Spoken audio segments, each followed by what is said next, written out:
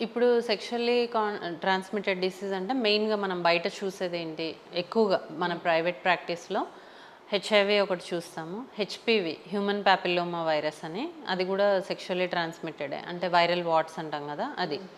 And candidiasis and herpes.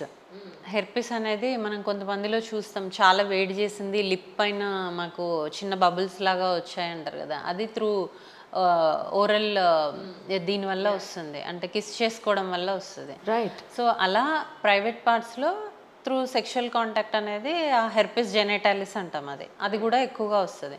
So, అప్పుడు herpes virus antibodies కోసం మనం చూస్తాం. సో, ఈ టెస్ట్స్ మనం రాస్తాం. హెచ్ఐవి, హెచ్‌బీఎస్ఐజీ, హెచ్‌పివి, హెర్పిస్. దీనికోసం మనం మెయిన్‌గా చూస్తాం. సిఫిలిస్ కూడా ఉంటది. సో, ఇలా రకరకాల సెక్షువల్లీ ట్రాన్స్మిటెడ్ డిసీజెస్ వస్తాయి. అందరికీ అవేర్‌నెస్ లేదు. కొంతమంది తెలిసినా చెప్పుకోరు. డాక్టర్ దగ్గర ఓపెన్ అయితే మేము కూడా ఏదైనా చేయడానికి ఉంటుంది.